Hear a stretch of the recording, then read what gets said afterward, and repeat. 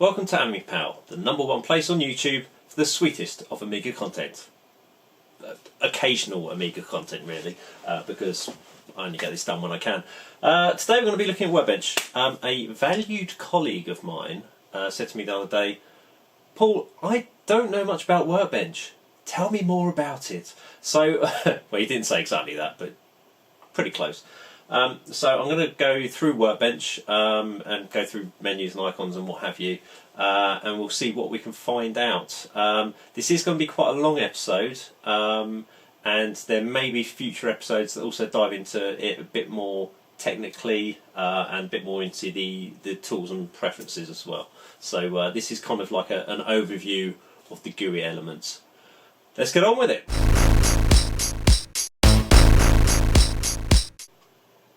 And so we boot into the Amiga Workbench. This is Workbench 3.0.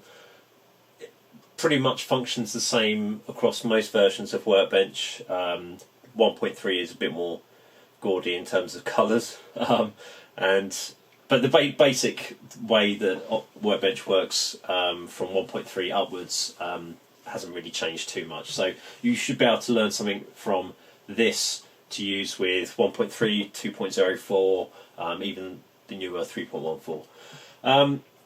Workbench is what's known as a WIMP operating system in that it's a Windows icons menus pointer system, which is pretty much what most operating systems are, from macOS through to Windows through to Linux. Workbench windows look like this, as you can see. They have a variety of gadgets on them, which I'll go into more detail later. Icons, well, here are some. Icons also contained within Windows. Menus, at the top of each Amiga ROS screen. I'll come back to screen concepts because that's quite important. That's where Workbench differs quite a lot from other operating systems. And pointers, the mouse pointer. The input device through which you access the other GUI components. So,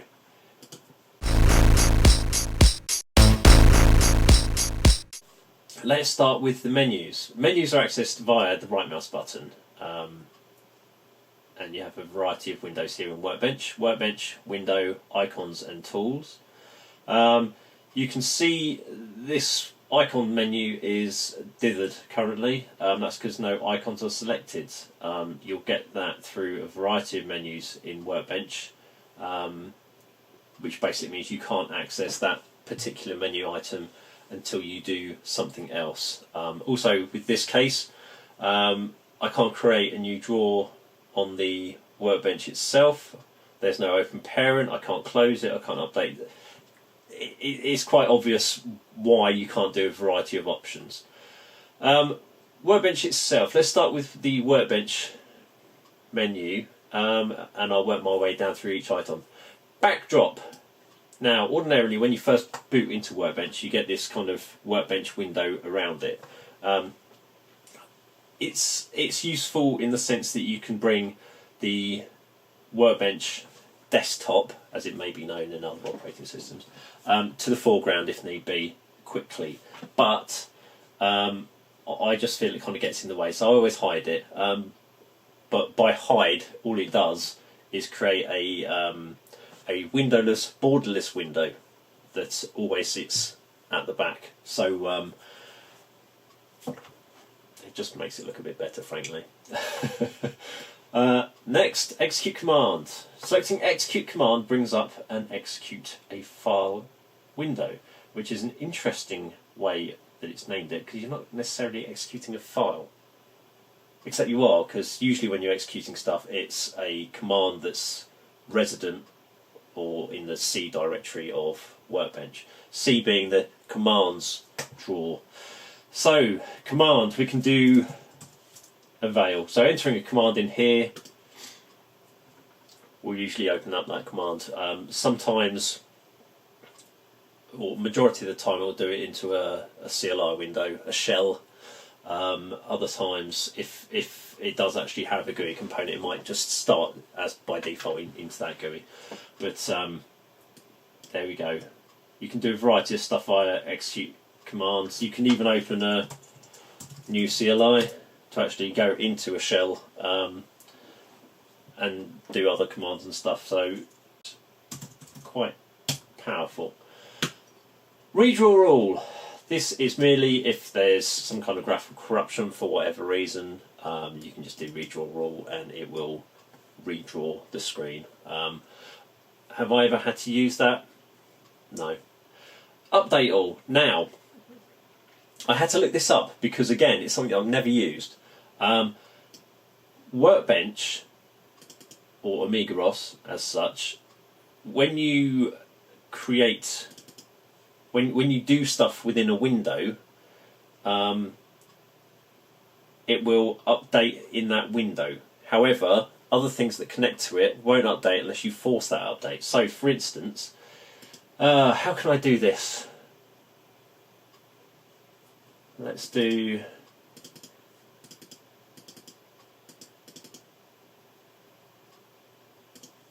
We'll just do a new file. New date, new file, yeah. Save as. We'll put that in.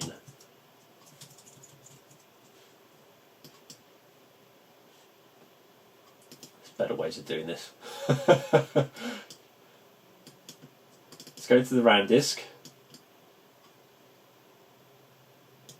Show all files. There we go. Right, so there's nothing in there currently, and I'm just about to save this text file into RAM. I'm going to call it new file. Now, you notice I've put a suffix, a file suffix, onto the file. You do not need to do that with AmigaROS in general. It's very good at picking file types up, so it's really kind of a hangover from doing stuff in Windows and macOS.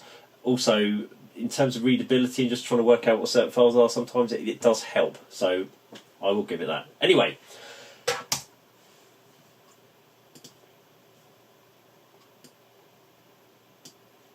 We saved the file into the RAM disk, and now if I go into data, let's do show files just to see what else is. Okay, there's nothing else in there. And we'll open up the docs directory again. All files are showing. So if I went through the CLI,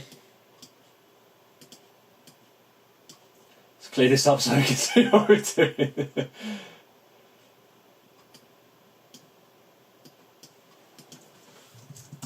So we're in RAM. So if I do copy new file.txt to ADH2 docs.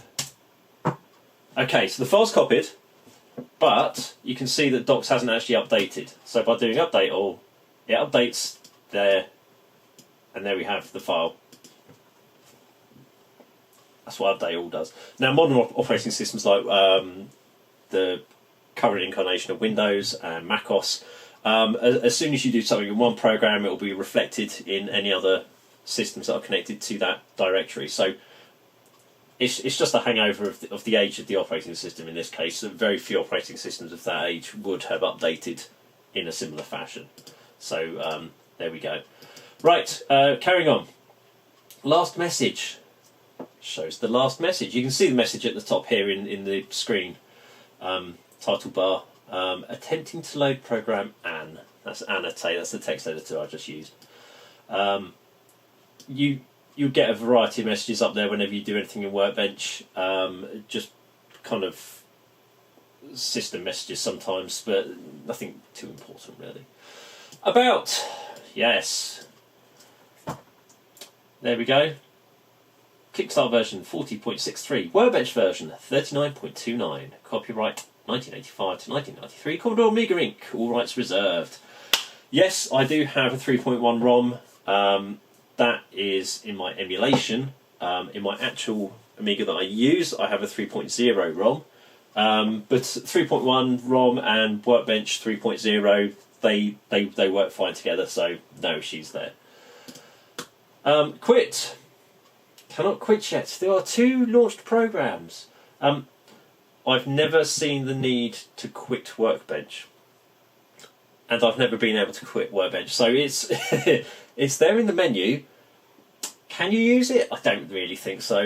In terms of what programs I actually have launched, I think I've got stuff in Workbench Startup that's currently running in the background. So you know that it's not like there's no shutdown process for Workbench or the Amiga.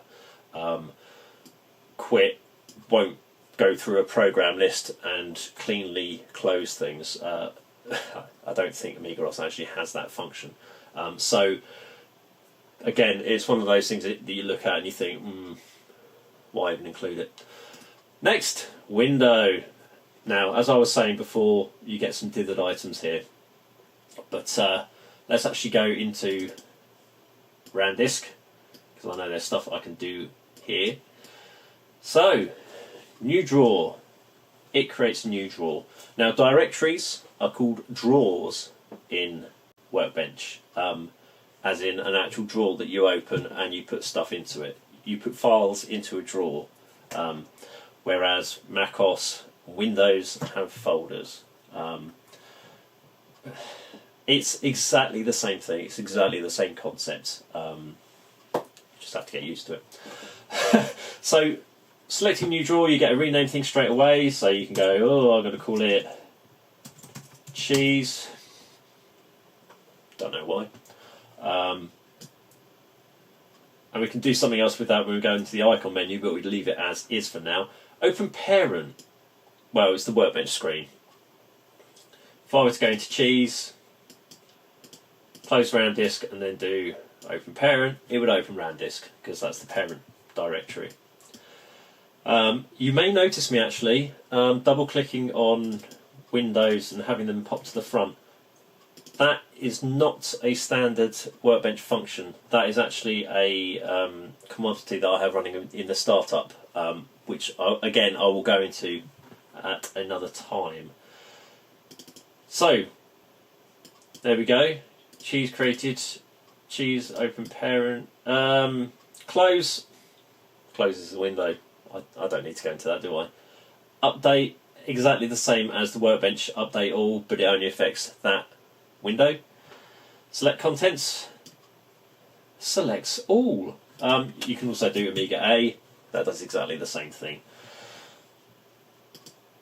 The Amiga keys are pretty much like the modifier keys that you have on other operating systems, so they fall into the same place that the Windows key does and the Mac OS command keys do. Remember when Windows didn't have the Windows key? Probably not, but there we go. Anyway, window. Clean up. That basically aligns everything. So if they're all higgledy-piggledy... Oops. I did not want to move clipboards into T. Right, what was I saying? So, everything's all over the place at the moment. We do window cleanup, cleans them up nicely. There's no ability to kind of sort by name or clean up by size or anything like that. It basically just moves everything into a nice grid so that, you know, it's not all over the place. If you want to get it alphabetically, then it's pretty much a case of you move the icons to where you want them to be, almost as if it's in the grid, then do clean up and then it'll kind of get it close, but it's not really a function. Snapshot. You can see Snapshot's got two sections here, two items in the submenu, window and all. Basically that means that when you open up a window, you can snapshot its position so that when you open it again on another reboot, it will open in the position that you've snapshotted it in. Does that make sense? It also snapshots the smaller size of the window. A window has two sizes. You've got like the max and the min size. You can kind of see on the little gadget here, it's got a little one there. Pressing that makes it go into a little one. Pressing it again makes it go into a big one. Snapshot all will also snapshot the position of the icons within that window. Icons have a specific point where they're XY coordinate actually exists in the window. Snapshotting it will then save that position, otherwise it will move again on another reboot. Show, you've seen me use this already, show only icons. Only these files have a .info file associated with them. If they didn't have a .info, they wouldn't show. Show all files basically brings up files that don't have icons. Now, drawers are not files as such, but they do need an icon associated with the directory. This is more complicated than I thought it would be. Whereas cheese, I created a new drawer, and when you create a new drawer within Workbench, it will add an icon to it. Yes. Okay. So I'm showing all files in Ramdis. View by. Now, I was saying about the cleanup that it doesn't support A to Z and all of that, but you do have alternative view types. Currently I'm on view by icon because we can see nice icons in the window. There's name, in which it will do an A to Z, but only in kind of a list form. Again, this kind of, it's not really a kind of keyboard accessible details list like you'd have in Windows. It's still a case of you can still select them with the lasso. We also got a view by date. Again, it sorts by date. You can see that T's gone right up to the top because I accidentally dragged clipboards into it. And then we've got view by size. So again, the bigger stuff goes to the top, the smaller stuff to the bottom. But we'll leave it as icon. Okay, next up, icons. Now, open. There you go. It does the same thing as if you double-clicked on an icon. Oh, now nothing's selected because I closed that. Copy. Right. AmigaROS doesn't have a copy and paste icon function. So if you want to copy from one directory to another, you have to copy the icon, which will create a copy of that file within the same disk, the same directory that file already exists. You then have to move that file to where you want it to be. So, example, here's my new file.txt. If I copy it, it creates the file, copy of, and then I can move that to cheese, and the original file stays where it is. There's no cut either, so copy, cut, paste, they don't exist from a file perspective. So if I actually want to cut a file, I need to copy it, then move that copy over to where I want it, and then delete the existing file. Okay. Rename. Well, it's very simple. It's a rename function, isn't it? So we go like, I don't know, new file. There you go. Renamed. Information. This brings up the icon information window. Now, there are a variety of icon types. I'm going to go into those in more detail at a later time because we're just working on menus today. So, here we go. Icon information window. This is a project icon. It is 8 bytes in size, takes up 1 block of disk. Last changed, well, today. Default tool is Ann. Interestingly, if I double click on that, unable to open tool Ann, because Ann doesn't exist in the command list. I'd actually have to, how would I do that? I'd either have to copy Ann to C, so that whenever I double clicked on an Ann file it would just know, or I change the default tool on here to where Ann is, which is, I don't know, work, tools, editors, annotate. Was that it? I've got to actually say that is editors.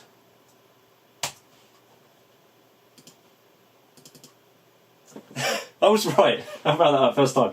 Anyway, I'll digress. So, icon information. Tool types. Some files have tool types that you can pass them. I know there's one in WB Startup. There we go. So, click to front is a tool. Tool types are a bit like shell commands or shell command flags and what have you. So do not wait. Sometimes some programs give a return when they've been run, and that do not wait basically stops Workbench expecting that return. CX priority, the commodities have a priority list in which they execute. So sometimes some commodities may butt heads with other ones, so you change the priority so they don't do that. Qualifier. Now, in terms of click to front, this is actually what I'm using to click to front. Qualifier basically means, do you want to use a key with it? You can see here it's been bracketed out. That's how you stop certain tool types from running. You put brackets around them, or you even just delete it, just delete the line. But it's a good idea to bracket them, because then at least you've got them there. You don't have to rekey the whole thing. So I've got qualifier equals none, and that way I can just double click without actually having to hold a key first.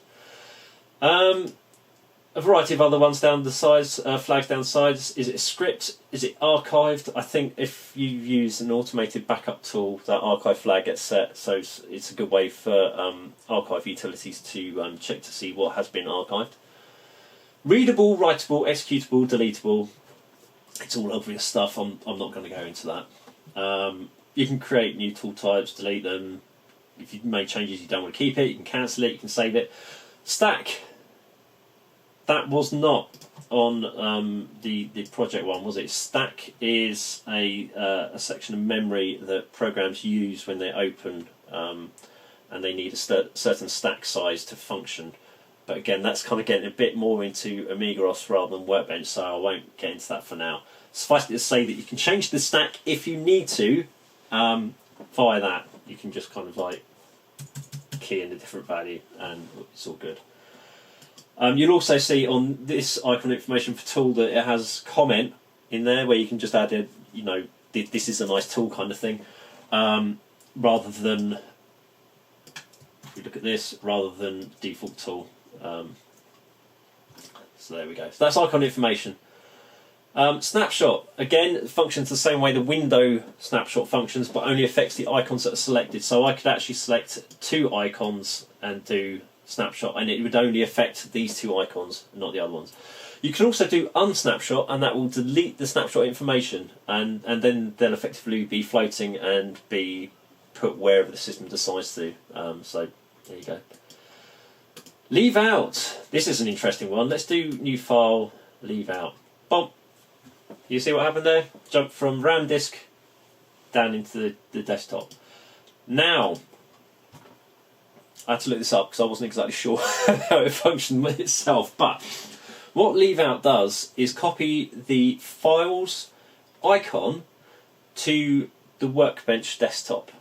The file itself still remains within RAM disk, but you now have it accessible from here.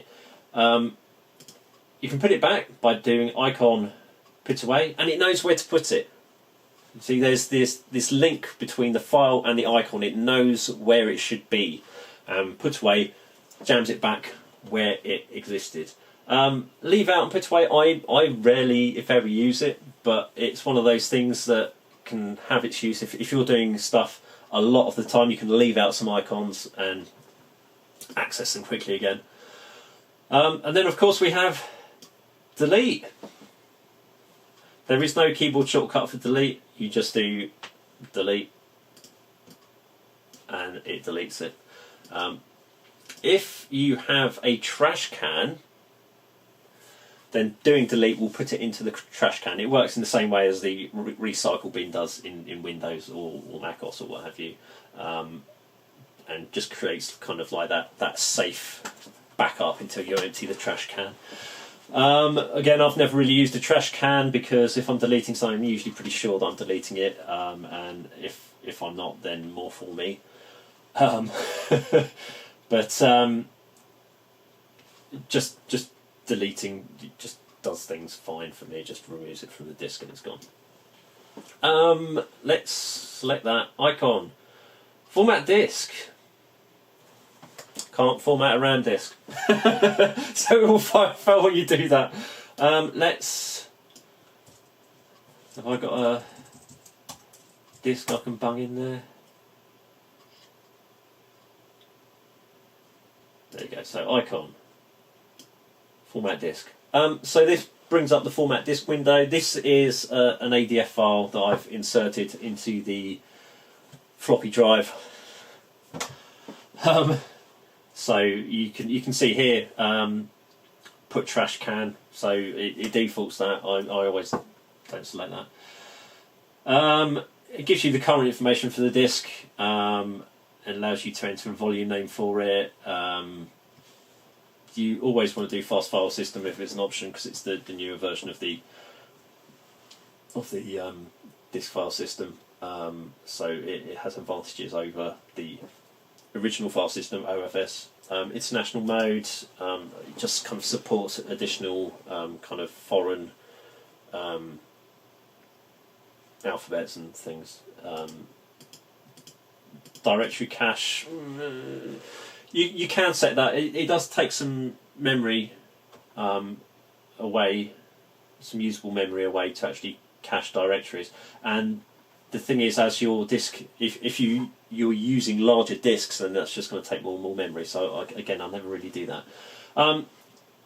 You usually only need to do a quick format. You never really need to do a full format on a disk. Quick format should be fine. Whether it's a floppy disk, an SD card, a hard drive, quick format should suffice. But I'm not going to do that today. And what else do we have? Empty trash. Well, I don't have trash, do I? So, but you get the point. You get the point. And that's the menus. I guess we'll jump into something else now. I didn't do the tools menu. Tools menu has reset WB on it. And basically that attempts to redraw the screen and reread mounted volumes. Again, it's something I've never used and never really seen myself using. But just so you know, just for completion's sake, let's reset WB in the tools menu. Now we're going to have a look at Windows. Okay, so Windows. Here's one. This is the Workbench window. Windows contain icons on the Workbench. They have a variety of gadgets around the outside and a title bar at the top. Title bar is where we can grab the window and move it about. No other area of the window will allow us to move it about, so it's just the title bar. That contains information like the name of the device, the disk you've just opened, or of the drawer you've just opened. If it's a device, it'll also have a percentage full, as well as megabytes free or megabytes in use. That will change depending on the size of the device. So if it's a disk, it will only show kilobytes rather than megabytes. And interestingly enough, if you go into RAM disk, you'll see that it will always be 100% full with 0k free. RAM disk is a drive that is created actually within RAM itself. So if we copy a file over to RAM, you'll actually see the physical RAM go down by the same amount. Let's find one. Okay. Just as an experiment, here's Worms DC. I think it's about 2 meg in size, so we've got 27k in use at the moment. Copy that over. There you go, it's about 2 meg, and physical RAM's gone down from about 7 meg free other mem to 5 meg. And you'll see if we delete that, there you go. RAM disk is very useful to have because you can kind of do copies and things and run things from RAM very fast, so it's a good little kind of scratch pad to have. But I digress, back to Windows. As I said, it's got a variety of gadgets around the outside. The close gadget is in the top left, and that will close the window. The next one along is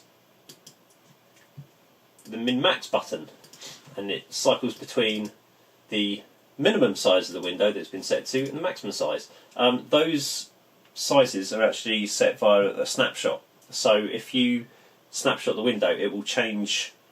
It will save those sizes, so that when you come back to it on a future boot, it will remember where you've done these two. So it's quite useful. Then we've got the depth gadget. For I open another window, so that moves it backwards and forwards, in front and behind. Now I was struggling there because I've got my click to front commodity running from Workbench Startup, so it was effectively I was clicking it too fast and it thinks I was double clicking, so I was kind of cancelling it out. We've also got scroll bars. Let's do that. There we go. Scroll bars. You can either click or grab and scroll with the mouse. I could use the sizing gadget there, can I? The min max, and yeah, we've got the sizing gadget in the corner there. You can see. I'm just changing the size there. You can also scroll like this beyond the actual where the icons are. There we go. And these scroll buttons, they're helpfully grouped together. So unlike other operating systems where they're kind of put either end of the scroll bar, which means having to move the mouse either side of it, it's just one simple mouse move to get either side of it. It's a lot more intuitive, which is what the graphical system of the Amiga is all about. It's about intuition. That's the actual name of it. So they're the window gadgets. What else can we do with windows? I suppose I should show you other window types. Let's so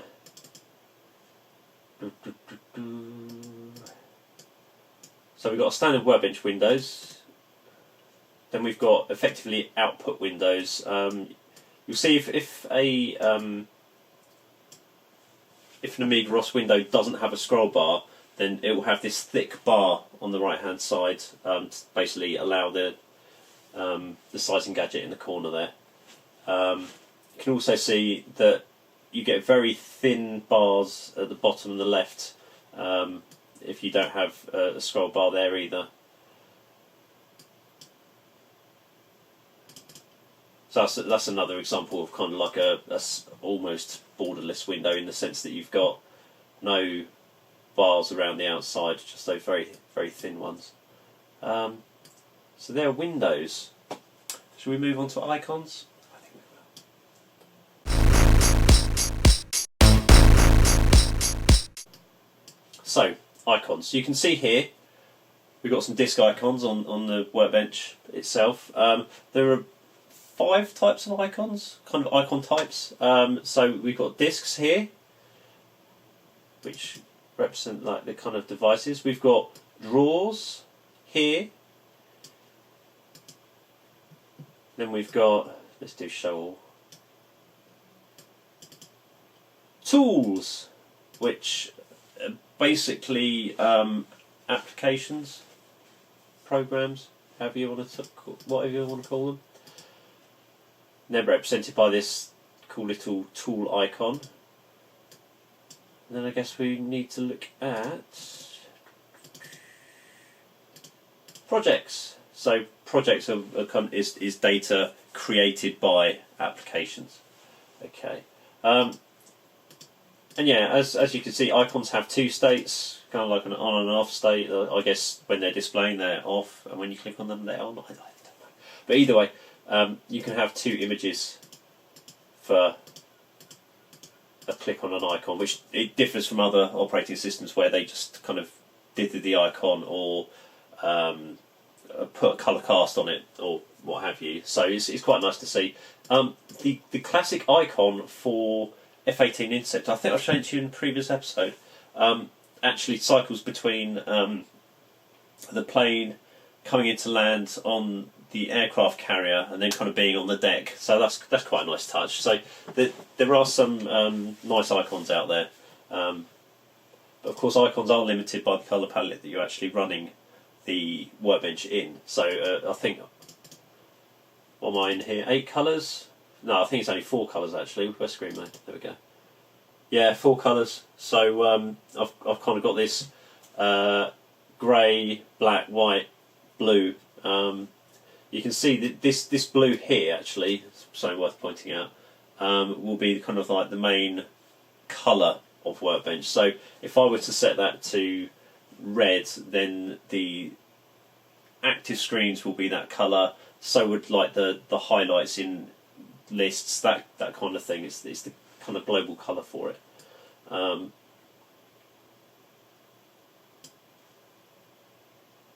So what else do we have for icons? Icons, yes. You can select multiple icons with a lasso as such.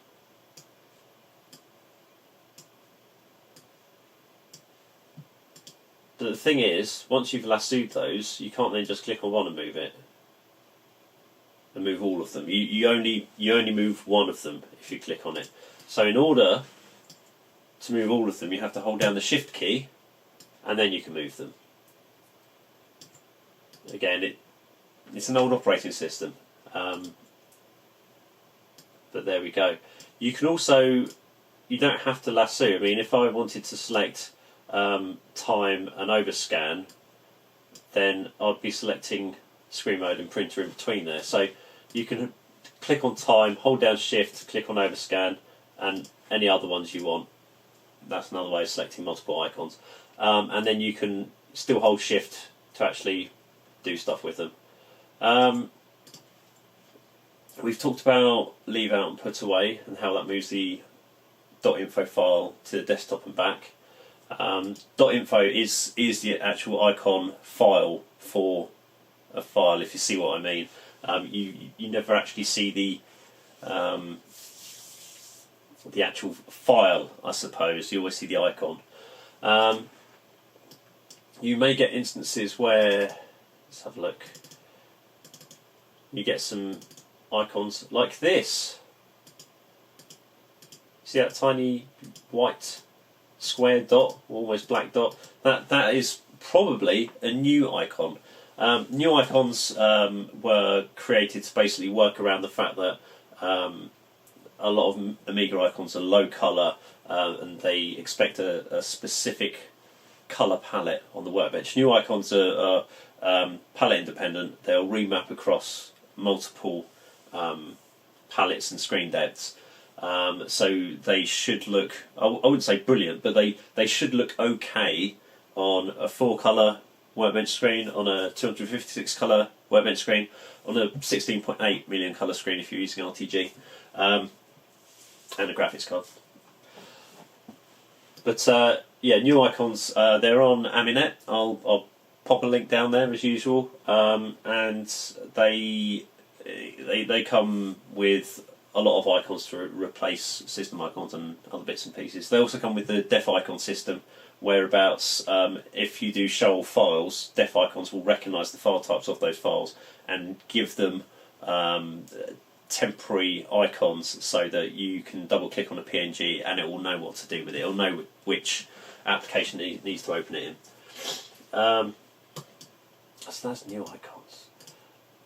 AmigaOS supports dragging and dropping. So let's go into docs again.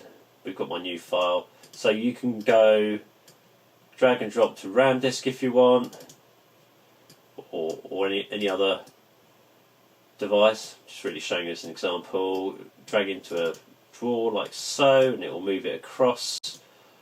What other things can we talk about? Icons.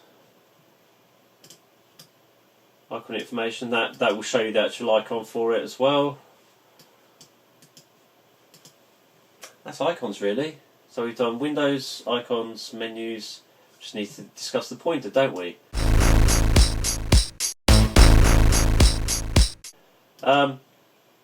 Well, there it is, the Amiga pointer.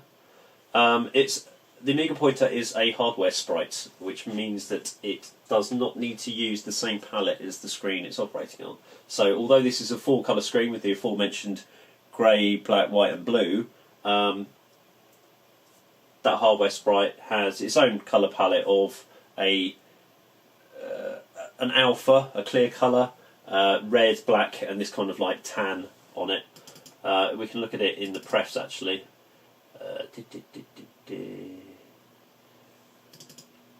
There we go. You see the colour palette here differs from what I showed you earlier. There are two states for it. There's normal and busy. This gives you a little stopwatch if it's busy. And there are also two types, so you can have low res, which is a bit chunkier, and high res, which is kind of a bit more squeezed. I'm using a high res screen hit, so it's 640 by 256, so that looks better on here. If it was a low resolution screen, it would look chunkier, so it kind of works. I won't go into the prefs in this episode because I'm aware of how long this one's going on already, but we'll go into that in a later episode, I think. So what else to discuss? Screens. Yeah, screens. Right. Up here is the screen title bar. This is the Workbench screen, okay? We've got a depth gadget here, like we do with the Windows. This is the screen title, but not the screen name. That's an important part.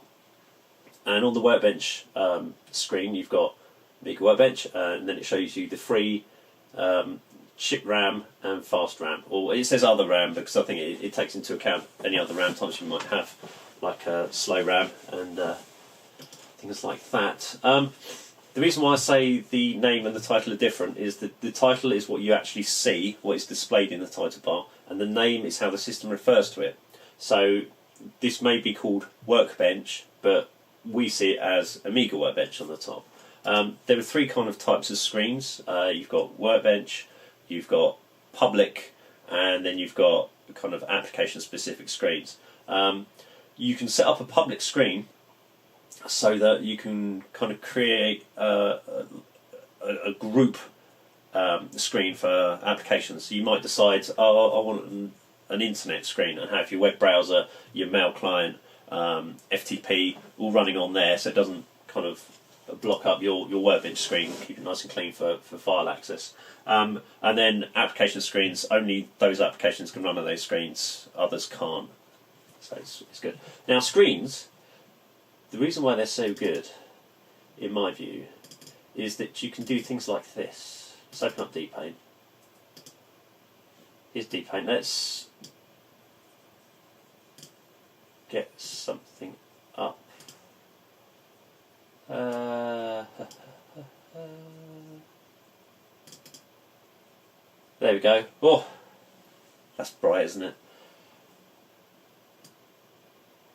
You can drag it down. That's right. So, although we're running a 4-colour Workbench in the background here, we've got a 32-colour screen that we can move up and down over it. Only Amiga makes it possible, as they say. This is because of the way the Amiga chipset works. So as it's drawing the screen, as the copper's working its way down, it can draw a separate palette in different parts of the video beam, I think. I may need to look that up, and I'm sure someone will correct me in the comments. Please do if I am wrong. As you can see, the pointer's different as well. So this is the DPaint pointer with a nice cross for drawing artwork, and then it goes into this chunky low-res pointer for when I'm in the menu sections, when I'm near the gadgets at the sides. But if I move it up here, you can see it's assumed the palette of the pointer for the Workbench screen. How about that? But I can click back in there, get my original pointer back, do stuff in Workbench, move it back, and then I have to click in order to get back control there. But if I put that back up, it's not actually limited to just 2 screens. So there's Blitz Basic, there's Workbench, there's Deluxe Paint. You're pretty much only limited by the amount of chip RAM you've got, and then what you actually want to do in the programs as to whether or not you have enough RAM to do that. But it's pretty funky. I love the screens concept. It works in a much nicer fashion than just going full screen in macOS or Windows. You can, oh, you know, what's going on back there? Okay, there we go. Or just click through. It's so handy, and you can do stuff in a paint package while drag that screen down to see something behind it that you might be kind of tracing, having like copying. It's a very nice effect. Let's open Directory Opus as well. There we go, and you'll see. Okay, so Directory Opus and Workbench have pretty much the same pointer, but there we go. But you can see Blitz as its own one. There it is. The palette's changing as it goes across all four there. There we go. I love screens, I do.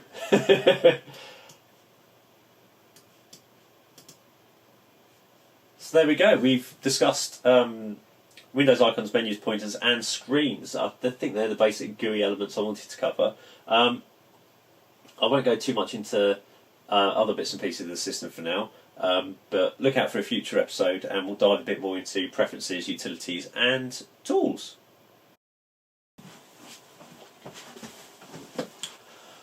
Now, we've had a lot of fun today, but you may have seen how tricky a few things in Workbench were, and that's even with me having a few decades of experience with the operating system. My Amiga's ticking, excuse me.